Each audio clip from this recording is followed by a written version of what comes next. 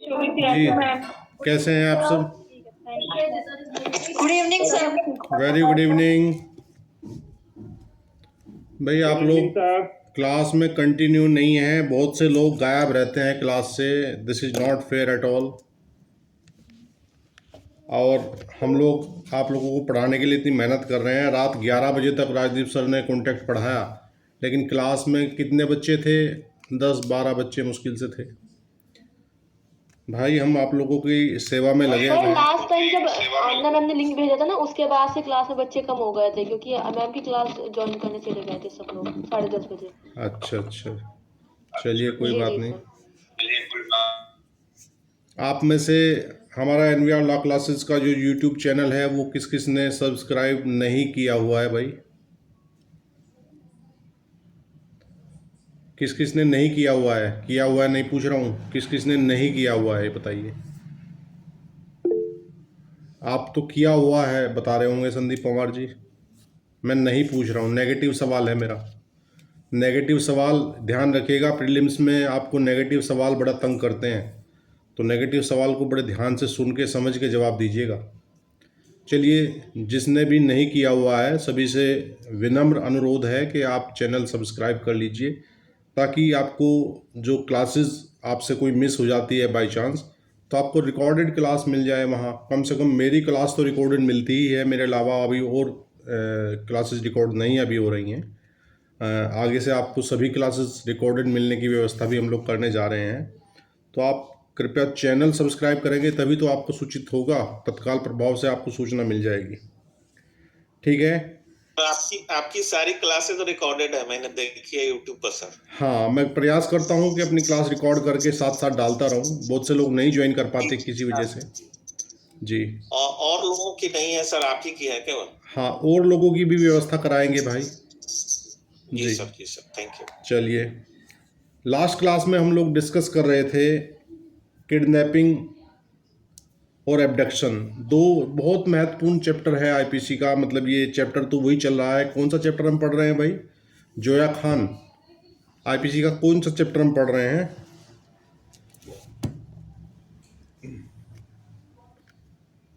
गायत्री, कौन सा chapter IPC का पढ़ रहे हैं? Chapter 16 sir. चैप्टर नंबर 16 पढ़ रहे हैं, और जो कि शरीर पर प्रभाव डालने वाले अपराध हैं कि संपत्ति पर प्रभाव डालने वाले अपराध हैं? कौन से अपराध हैं इसमें? सर शरीर पर। शरीर पर। हाँ, बहुत बढ़िया, पर प्रभाव डालने वाले अपराध। बहुत बढ़िया। देखिए, आपके चैप्टर नंबर 16 और 17 अति महत्वपूर्ण चैप्टर हैं आईपीसी के। आपको कोर्ट के अंदर जो है 80 से 90% केस इन्हीं दो चैप्टर्स के मिलेंगे। या तो आपकी शरीर से कोई गड़बड़ करेगा तो चैप्टर 16 के अपराध करेगा, आपकी संपत्ति से कोई गड़बड़ करेगा तो वो चैप्टर नंबर 17 का अपराध करेगा। तो कोर्ट के अंदर आप वॉल्यूम चेक करें जाके, तो ये दोनों चैप्टर वहाँ बहुतायत में मिलेंगे आपको। ठीक है भाई? तो 16 में हम पढ़ रहे हैं व्यापरण, अपहरण, दासत्व और बलात् श्रम के विषय में जो बात करती हैं धाराएं। 359 हम लोगों ने कल डिस्कस किया था, उसको मैं रिपीट करना चाहूँगा। ठीक है? 359 बात कर रहा है किडनैपिंग की। देखिए, किडनैपिंग को हम सामान्य भाषा में अपहरण बोलते हैं, ठीक है, जबकि उसका हिंदी अर्थ जो होता है वो व्यापहरण होता है, ये ध्यान रखिएगा। लेकिन सामान्यतः हम अपहरण ही यूज करते हैं। ठीक है? अपहरण के नाम से फिल्म भी बनी हुई है, देखी होगी आप लोगों ने। किसकी फिल्म है अपहरण? अजय देवगन की। अजय देवगन की फिल्म है। और उसके डायरेक्टर का नाम कौन बताएगा भाई? अजय देवगन को तो बता दिया आपने। Who is the director of अपहरण?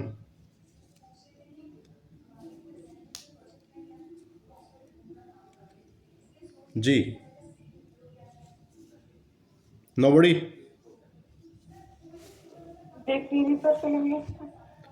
देख लेनी चाहिए ये सैयदा फिल्म भी कभी कभी। प्रकाश झा, प्रकाश झा एक निर्देशक हैं। वो बिल्कुल धरातल के नज़दीक जाके फिल्म बनाते हैं। ठीक है? तो उनकी जो फिल्म होती है वो बिल्कुल आपको एक तरह से ओरिजिनल लगेगी। जैसे कि गंगा जल एक फिल्म आपने देखी होगी, वो भी अजय देवगन की है।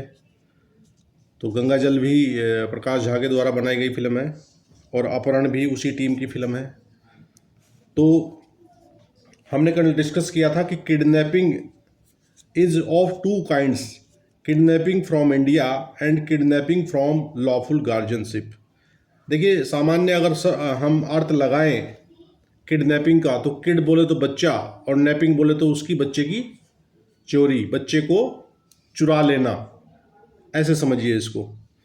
लेकिन ये दो प्रकार का है, भारत में से व्यापरण और विधिपूर्ण संरक्षकता में से व्यापरण।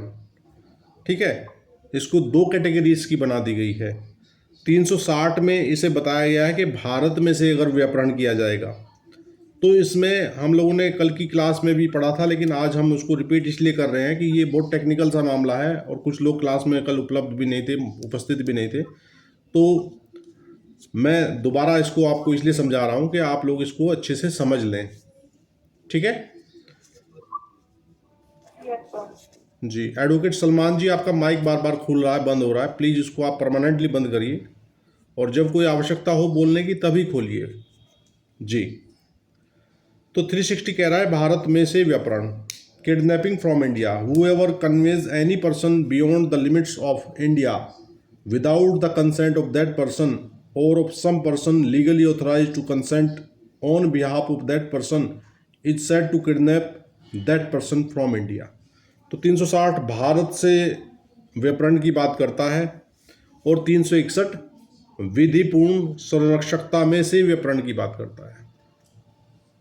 ठीक है, दोनों में अंतर क्या है? जो धारा 360 है, 360 में उम्र का कोई ताल्लुक नहीं है, किसी भी उम्र का व्यक्ति हो सकता है। और 361 में व्यवस्था बताई गई है कि या तो जो व्यक्ति है वो अप्राप्त व्यय है या वो कैसा है, विकृतचित व्यक्ति है।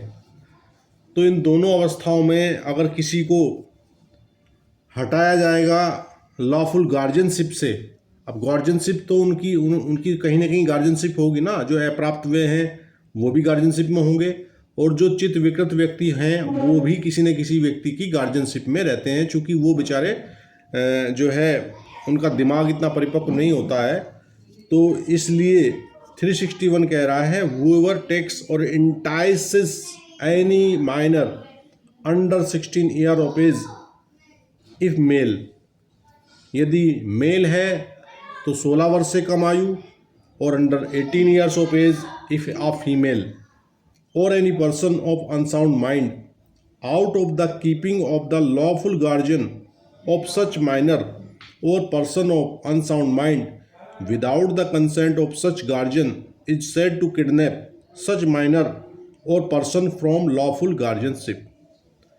361 कह रहा है कि विधिपूर्ण संरक्षकता में से व्यापरण, जो कोई किसी अप्राप्त व्यय को, यदि वह नर है तो 16 वर्ष से कम आयु, ये बात मैंने आपको कल की क्लास में भी समझाया था, आज फिर दोबारा समझा रहा हूँ। इस एज को आप ध्यान में रखिएगा, आपसे प्रीलिम्स में एज पर सवाल पूछा जा सकता है।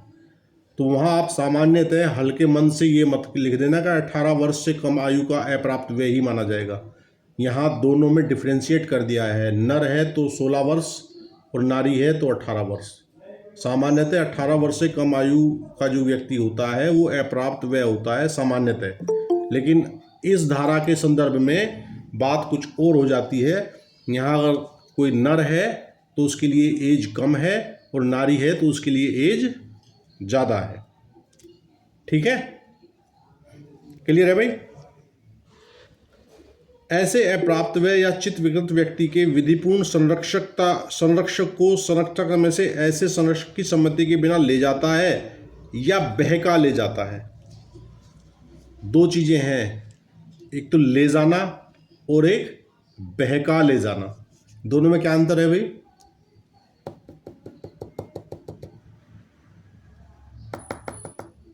जी सर, ले जाना में सहमत हो गई और सर बहकाना में जो है सर बिना सहमत हुए, मतलब सर ले जाना जैसे बेहोश वगैरह करके ले जाना और बहका के मतलब उसे कुछ ऐसी बात बोल के जिसका उसे पता ही ना हो, बट वो अपनी कंसेंट से चल दे, यस, इसी तरीके से फुसला कर। एंटाइसिस का मतलब है बहलाना, फुसलाना, है ना, समझे भाई। एक एग्जाम्पल बता रहा हूँ, उस एग्जाम्पल से आप समझ जाओगे। आपको किसी का पेट डॉग पसंद आ गया, तो एक तरीका तो ये है कि आप उसको मौका देखा, चैन पकड़ी और उसको खींच के ले गए आप, ये तो हो गया ले जाना। और आपने बहलाना, फुसलाना, यानी कि उसको कुछ चिकन वगैरह, बिस्किट वगैरह उसे दिखाया और वो लालच में आपके पीछे चल दिया, तो ये हो गया ले जा, मतलब बहका ले जाना। तो दोनों यही बिल्कुल सेम अवस्था आपको उस व्यक्ति के विषय में भी होगी कि जहां आप बहका के ले जा रहे हैं या आप उसे ज़बरदस्ती ले जा रहे हैं या किसी भी और तरीके से ले जा रहे हैं। ठीक है सर इसमें किडनैपिंग में ये भी आता है, जैसे कोई डिवोर्स होता है जैसे हस्बैंड वाइफ का, तो जैसे माता की संरक्षक में दे देते हैं बच्चों को, और फिर उसके बाद जैसे पिता बाहर से बच्चों को बहला फुसला के ले जाए, तो ये भी किडनैपिंग में ही आता है। हाँ, अगर देखिए कोर्ट से अगर कस्टडी दी हुई है तो वो विधिपूर्ण संरक्षकता हुई ना उसे। अगर सर जैसे कुछ एज में बच्चों की, मतलब जैसे मम्मी को दे देते हैं संरक्षण, बाद में पापा को देते हैं, ऐसा भी तो है सर किसी। हाँ, वो एक अवस्था, बाहर से ले जाए फादर को फुसला के। एक अवस्था होती है कि उस एज तक जो है बच्चा माँ के पास रहेगा, है ना, और उसके बाद फिर बच्चे भी समझदार हो जाते हैं, फिर बच्चों की राय भी कोर्ट पूछती है जब वो इस एज के लायक हो जाते हैं। ठीक है ना। तो विधिपूर्ण संरक्षकता आप ऐसे ही मानिए, अगर कोर्ट ने कस्टडी दी हुई है बाकायदा, तो अगर वहाँ से बाप भी लेके जाएगा तब भी मुकदमा कायम हो जाएगा। ठीक है ना। देखिए यहाँ इसके स्पष्टीकरण में, अपवाद में हम जब आगे पढ़ेंगे तो वो एक डिफरेंट चीज़ है, और कोर्ट के द्वारा यदि कस्टडी सौंपी गई है तो वो वैध संरक्षकता फिर माँ को या बाप को, जिसको भी कोर्ट ने दी हुई है, वो उसी की कस्टडी में माना जाएगा। ठीक है। और ये ध्यान रखिएगा कि जो 361 का अपराध है ना, ये स्ट्रिक्ट लायबिलिटी का अपराध है। लिख लीजिए इसके साइड में, कठोर दायित्व का अपराध है ये। कठोर दायित्व के अपराध कौन से होते हैं? कठोर दायित्व के अपराध वो होते हैं कि जिनमें मेंस रिया की आवश्यकता नहीं होती है। Is that clear? सामान्यतः क्या है परिभाषा? Actus reus plus mens rea is equal to, उन दोनों को मिला के अपराध बनता है। लेकिन 361 लागू होने के लिए आपका मेंस रिया हो ये जरूरी नहीं है। स्ट्रिक्ट लायबिलिटी का अपराध है। क्या समझे एनु? जी सर आगे। एनु, दायित्व, हाँ, क्या होता है कठोर दायित्व? एनु पाल, मुझे सुन पा रहे हो? जी सर। हाँ, क्या मतलब, क्या कहना क्या जा रहा हूँ मैं? अगर कठोर दायित्व का अपराध इसे बता रहा हूँ 361 को, तो व्हाट इज द मीनिंग, और क्या क्या अंतर है कठोर दायित्व के अपराध में और सामान्य दायित्व के अपराध में? सर नहीं पता अभी। जी, कोई बात नहीं। देखिए, कठोर दायित्व के अपराध को मैं बता रहा हूँ कि इसमें मेंस रिया आपका दुराशय आवश्यक नहीं है। आप ऐसे समझिए, आपको कोई पड़ोस का बच्चा है ना, 6-7 साल का, 7-8 साल का बच्चा है, आप उससे बड़ा स्नेह करते हैं, आपको बड़ा प्यारा लगता है, गोलू मोलू सा है मेरे जैसा, तो आपने क्या किया, उसको उठा के आप उसको खिलाने के लिए, मेला घुमाने के लिए गुड फेथ में ले गए। बिल्कुल आपका कोई उसको नुकसान पहुंचाने का कोई इरादा नहीं है, लेकिन आपने उसकी तरफ से जो उसके वैध संरक्षक हैं, उसके माता पिता हैं, उनसे अनुमति नहीं ली, उनकी सम्मति के बिना आप ले गए। उन्हें नहीं पता कि आप ले गए हैं, कौन ले गया है। अब जिनका 7-8 साल का प्यारा सा बच्चा गायब हो जाएगा और वो ढूंढा उन्होंने बेचारों ने, आप उसे मेले में घुमा रहे हैं, चॉकलेट खिला रहे हैं, झूला झुला रहे हैं, आप बिल्कुल गुड फेथ में काम कर रहे हैं, आपका कोई भी नेगेटिव इरादा नहीं है, आपका मेंस रिया नहीं है। लेकिन यदि उनके माँ बाप ने मुकदमा लिखा दिया 361 का, तो आपकी ये सारे के सारे काम एक तरफ रखे रह जाएंगे और आपके खिलाफ ये मामला स्टैंड कर जाएगा बिना आपके मेंस रिया के। जी अनु, अब कुछ स्पष्ट हुई बात? जी सर। हाँ, तो ये ध्यान रखिएगा कि विधिपूर्ण संरक्षकता में से व्यापरण अगर कोई किया जा रहा है तो वहाँ विदाउट मेंस रिया भी आप कल्प्रिट हो जाएंगे, आपके ऊपर चार्ज बनेगा, आप उसके लिए लायबल होंगे। ठीक है, आपको सजा हो सकती है यदि उसके विधिपूर्ण जो संरक्षक हैं वो मुकदमा पूरा फाइट करें। तो आप 1000 चिल्लाते रहें कि साहब मैंने तो 500 रुपये खर्च कर दिए बच्चे पे, मैंने तो इसे चॉकलेट भी खिलाई, झूला भी झुलाया और पीठ पे बैठाए घूम रहा था मेले में, तो कोई आपको उन चीज़ों का कोई लाभ नहीं मिलने जा रहा है, क्योंकि ये स्ट्रिक्ट लायबिलिटी का अपराध है। ठीक है, जी सर। चलिए, इसके लिए एक Varadarajan versus state of Madras 1965 का केस है 361 पर, ये ध्यान रखिए, नोट कर लीजिए, बहुत इंपॉर्टेंट केस है और ये लीडिंग केस है। ठीक है, इसमें एक इसका नाम रिपीट कर दीजिएगा। Varadarajan versus state of Madras, Varadarajan versus state of Madras 1965 supreme court. ठीक है, इसमें एंटाइसिस जो शब्द है, बहका ले जाना जो शब्द है, उसके ऊपर व्याख्या की गई थी और एक लड़की थी जिसकी एज 17.5 साल थी। ठीक है, तो कानून के हिसाब से वो 18 साल से कम थी, तो वो एक पड़ोस के दुकानदार से उसका आत्मीयता बढ़ गई। उसकी जो माँ थी उसको तंग रखती थी घर में, और वो दुकानदार से आकर्षित हो गई और उसके साथ जो है वो दुकानदार उसे लेके चला गया। तो यहाँ वो खुद संरक्षकता छोड़कर उसके साथ गई थी और उसकी एज का आइडिया जो है वो उसकी कदकाठी को देख के भी नहीं लगता था कि ये 18 साल से कम की है।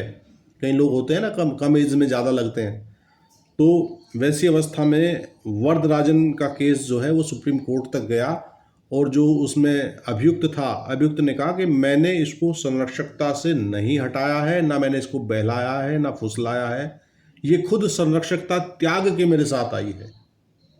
ठीक है, तो उसको सुप्रीम कोर्ट से राहत मिली थी वरदराजन केस में एक्यूज को, तो वहाँ उसको एंटाइसिस के लिए दोषी नहीं माना था। सारे फैक्ट को देखते हुए कोर्ट ने माना था कि जो लड़की है, ना तो वो लड़की को ले गया था दुकानदार और ना उसने उसको एंटाइसिस किया था, बल्कि वो अपने घरेलू परिस्थितियों से तंग आकर खुद विधिपूर्ण संरक्षकता को उसने क्या किया था, क्विट किया था, छोड़ा था, छोड़कर वो उसके साथ गई थी, तो उसको जो है लाभ मिला था। ठीक है, इसका स्पष्टीकरण कह रहा है कि हाँ सर, अगर इस अवस्था में वो शादी कर लेती इसके साथ, हाँ, जैसे साथ रही हो उससे शादी कर ली फिर? हाँ, वो पूरा केस आप पढ़ना, वरदराजन को केस को आप स्टडी करना, उसमें जब साथ गई थी तो वो शादी ब्याह वगैरह तो वो सब हो ही जाते हैं फिर,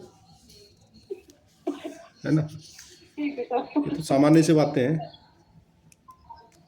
अब लड़का लड़की गए हैं घर से तो वो गंगा स्नान तो करने गए नहीं होंगे।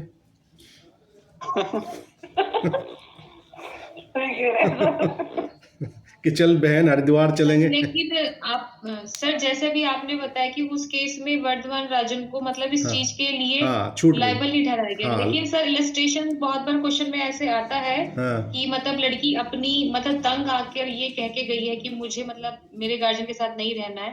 तो सर उस आंसर में तो फिर सर उसको विधिपूर्ण संरक्षकता से ही उसमें लायबल माना गया कि उसने बिना उसकी सहमति के लेके गया, तो उसको व्यापरण के लिए दोषी माना गया। देखिए, वो हर इलस्ट्रेशन में कुछ ना कुछ ट्विस्ट होता है, थोड़ा बहुत वही उसमें कुछ चीज़ें वो मिस कर देता है। ठीक है ना, तो इलस्ट्रेशन हर किस्म का इलस्ट्रेशन होगा तो उसको ध्यान से पढ़ के जो परिस्थितियों के हिसाब से आपको सवाल का जवाब मिलेगा वो आपको टिक करना है। लेकिन यदि वरदराजन की केस को हम स्टडी करें तो वहाँ वरदराजन को सुप्रीम कोर्ट ने लाभ दिया था इस चीज़ का, उसको ये माना था कि आपने एंटाइसिस नहीं किया है, ये खुद त्याग करके आपके साथ गई थी। ठीक है ना, तो ये वहाँ पे जो मतलब लड़की थी उसने उसके पक्ष में वो दिए होंगे ना सर बयान?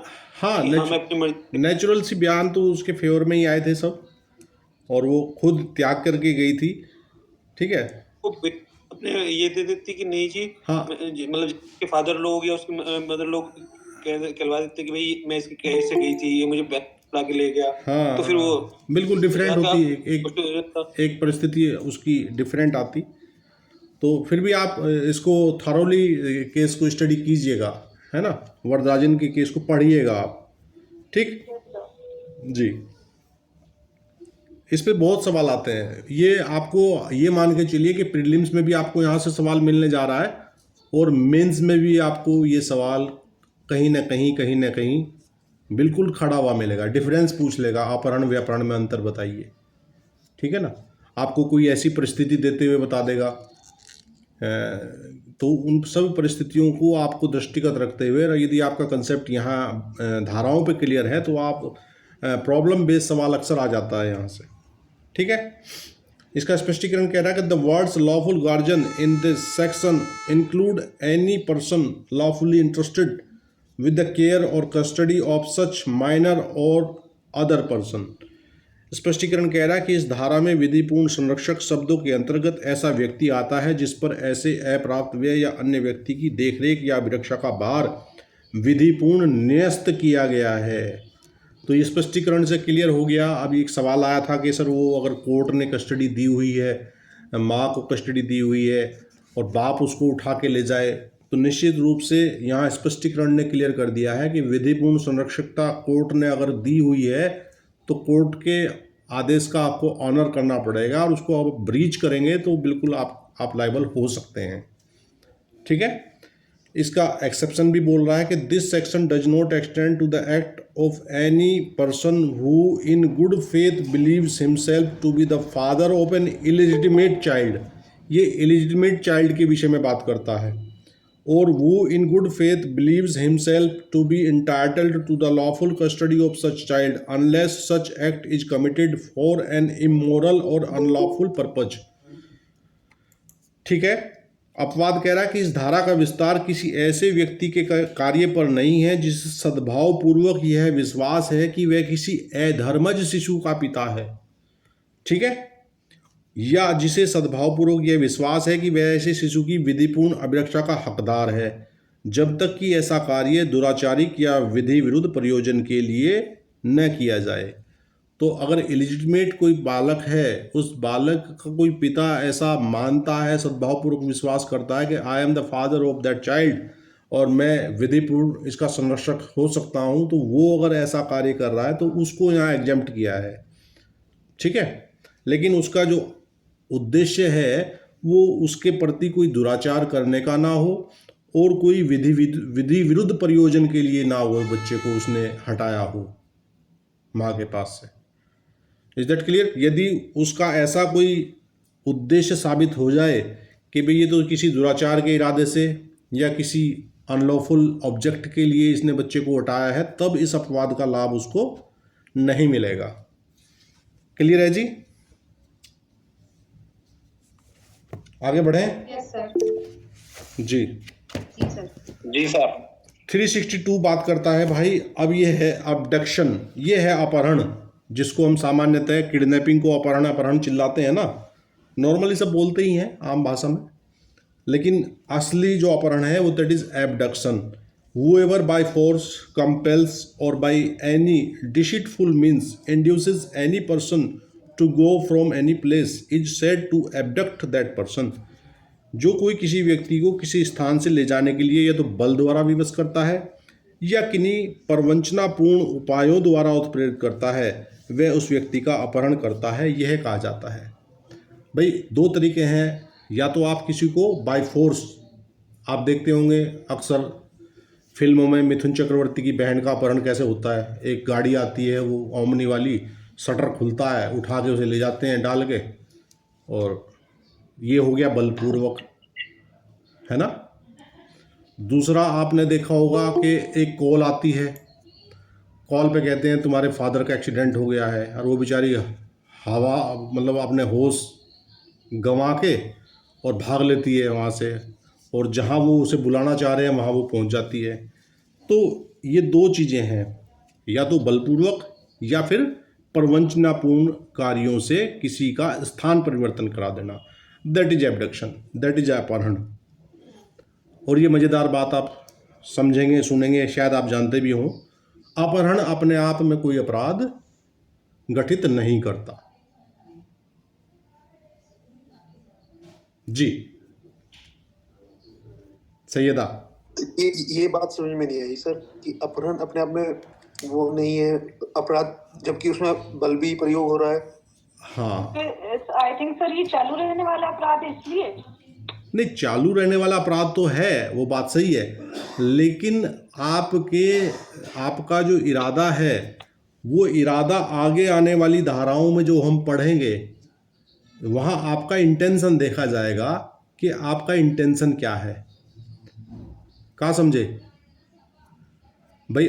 आपने किसी अपने मित्र को फ़ोन करके किसी स्थान पे बुला लिया, समझे? आपने प्रवंचना की उसके साथ कि भाई ऐसा ऐसा हो गया, तू यहाँ आ जा। वो भागा दौड़ा वहाँ चला आया, तो इस धारा का जो मेन वो है फंडा, या तो बलपूर्वक है या प्रवंचनापूर्वक है।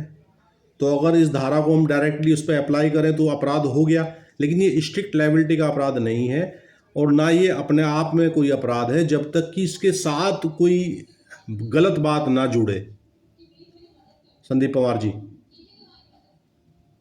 ठीक है सर, मतलब इंटेंशन गलत ना हो। आपने अपने मित्र को फ़ोन करा प्रवंचनापूर्ण, आपने कहा यार मेरा एक्सीडेंट हो गया, ऐसे ऐसे तू, मैं बड़ी दिक्कत में हूँ, यहाँ आ जा फला जगह पे, है ना? तो अप्रैल फुल, ज्यादातर अप्रैल फुल वाले करते हैं। हाँ, तो वहाँ आपका इंटेंशन बैड नहीं है। बर्थडे वगैरह हुआ किसी का सेलिब्रेट करने के लिए, हाँ बिल्कुल बिल्कुल, फ्रेंड्स वगैरह करते हैं। हाँ बिल्कुल, बर्थडे वगैरह आपने उसका सेलिब्रेट करना है, आपने उसे ज़बरदस्ती उठाया, सरप्राइज टाइप का, तो दैट इज़, जब तक आपका कोई मेंसरिया इसके साथ एब्डक्शन के साथ नहीं जुड़ता है, ये अपने आप में कोई अपराध गठित नहीं करता है। Abduction under this section is not a substantive offence by an auxiliary act which is not punishable by itself. मतलब कि जो इसका अनुषांगिक वर्क है, यदि वो पेनल्टी के लायक नहीं है तो एब्डक्शन अपने आप में कोई अपराध नहीं है। Is that clear?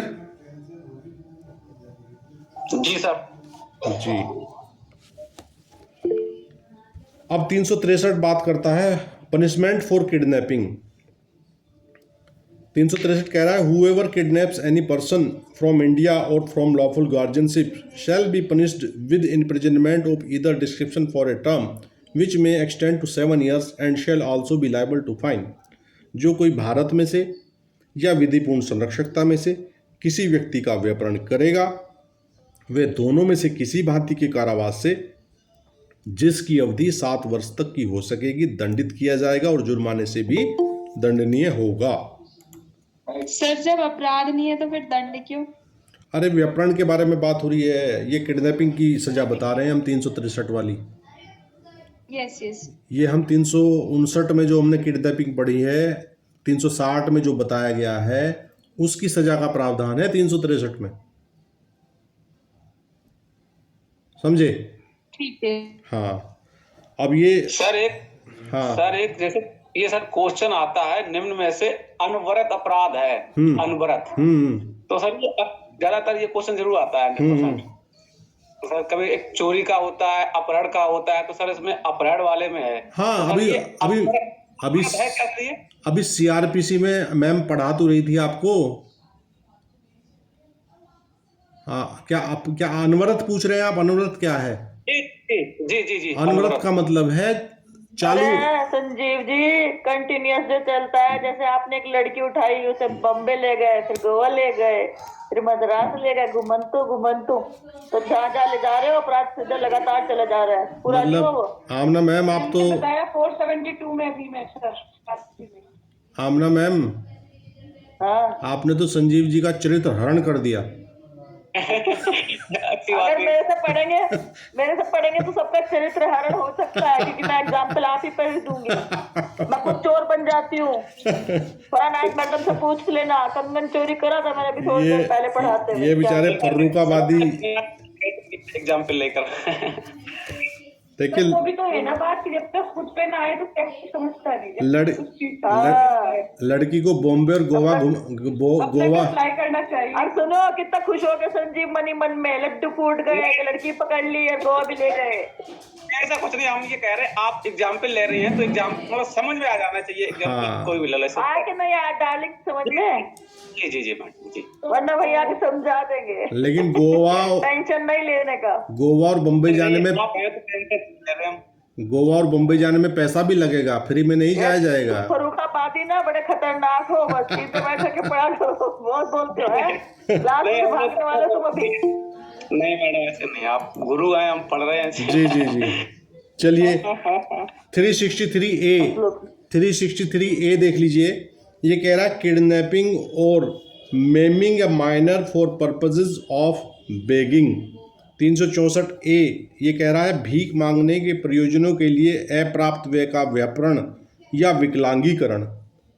ठीक है, आप लोग देखते होंगे कि बच्चे उठाए और बच्चों को उनको क्या किया, उनके हाथ काट दिए, पैर काट दिया या आँख फोड़ दी, तो यहाँ वो मामला आएगा। ये कह रहा है कि whoever kidnaps any minor or not being the lawful guardian of a minor obtains the custody of the minor in order that such minor may be employed or used for the purposes of begging shall be punishable with imprisonment of either description for a term which may extend to 10 years and shall also be liable to fine। तो 364A बात कर रहा है कि यदि बच्चों का जो है व्यापरण किस इरादे से किया जाएगा कि उनको विकलांग बनाया जाए और क्या किया जाए जी, भीख मंगवाई जाए उनसे। ठीक है, तो वैसे उद्देश्य के लिए यदि जो किडनैपिंग की जाएगी तो वो 363A में आएगी। Is that clear? जी सर। चलिए अब इसको आगे, ये वाला जो मामला है ना आपका, भीख मांगने से क्या अभिप्रेत है, क्या क्या बताया गया है, ये सब आप स्वयं देखिएगा। लोक स्थान में भिक्षा की याचना, प्राप्ति, चाहे गाने, नाचने, भाग्य बताने, मतलब ये सारे के सारे आइटम, इसको आपको बिल्कुल केवल सिंपली रीडिंग लेनी है इसकी। इसमें बहुत ज़्यादा कोई रॉकेट साइंस नहीं है, आप सब समझ जाएंगे कि ये क्या पर्पज है। देखिए बच्चों को भीख मांगने से अभिप्रेत क्या है, धारा 4 के का में समझाया गया है कि यदि ऐसा ऐसा ऐसा अब ये करने के लिए भी किया जा रहा है तो भी 363A लागू हो जाएगी। ठीक है, और तो इसको आप सेल्फ पढ़िएगा। इसका जो बाकी हिस्सा है 363A का बिल्कुल सिंपली लैंग्वेज में है, कुछ समझ नहीं आएगा तो आप पूछ लीजिएगा। और 364 देखते हैं, ये कह रहा है किडनैपिंग और एब्डक्टिंग इन ऑर्डर टू मर्डर। अब यह है हत्या करने के लिए व्यापरण या अपहरण। देखिए अब यहाँ चूंकि अपहरण जो किया जा रहा है या व्यापरण जो किया जा रहा है वो हत्या करने के इरादे से किया जा रहा है, तो 364 अप्लाई हो जाएगी। ठीक है, ये कह रहा है whoever kidnaps or abducts any person in order that such person may be murdered or may be so disposed of as to be put in danger of being murdered shall be punished with imprisonment for life or rigorous imprisonment for a term which may extend to 10 years and shall also be liable to fine। 364 कह रहा है कि हत्या करने के लिए व्यापरण या अपहरण। देखिए अभी पीछे हमने पढ़ा था कि जो अपहरण है वो अपने आप में अपराध नहीं है, लेकिन उसके साथ जब हत्या करने का इरादा जुड़ गया तो अपहरण क्या हो गया, 364 में पनिशेबल हो गया। ठीक है, इज दैट क्लियर? जी सर। जी हाँ, तो कह रहा है जो कोई इसलिए किसी व्यक्ति का व्यापरण या अपहरण करेगा कि ऐसे व्यक्ति की हत्या की जाए या उसको ऐसी व्यनित किया जाए कि वह अपनी हत्या होने के खतरे में पड़ जाए, वह आजीवन कारावास से या कठिन कारावास से जिसकी अवधि 10 वर्ष तक की हो सकेगी दंडित किया जाएगा और जुर्माने से भी दंडनीय होगा। जब इसके इलस्ट्रेशन है, 2 इलस्ट्रेशन समझा देता हूँ आप लोगों को। ये कह रहा है A kidnaps Z from India intending और knowing it to be likely that Z may be sacrificed to an idol, A has committed the offence defined in this section। के इस आशय से या यह संभाव्य जानते हुए कि किसी देव मूर्ति पर यह की बलि चढ़ाई जाए, भारत में से यह का व्यापरण करता है, के ने इस धारा में परिभाषित अपराध किया है। दूसरा इलस्ट्रेशन कह रहा है B A forcibly carries or entices B away from his home in order that B may be murdered, A has committed the offense defined in this section. ख को उसके गृह से क इसलिए बलपूर्वक या बहकाल कर ले जाता है कि ख की हत्या की जाए, क ने इस धारा में परिभाषित अपराध किया है। आप लोग देखते होंगे, अक्सर न्यूज़ में पढ़ते होंगे कि दोस्त को घर से बुला के ले गए कि चल तुझे पिक्चर दिखा के लाएंगे, और उसकी जाके कुछ और ही पिक्चर बना दी, ले जाके बेचारे की मार दिया। तो वो ऐसी अवस्था में 364 बनेगी उस पर जो अपहरण करके ले जा रहे हैं।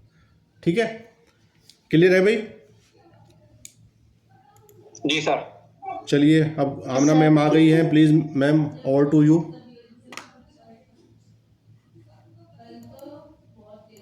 Okay sir, thank you.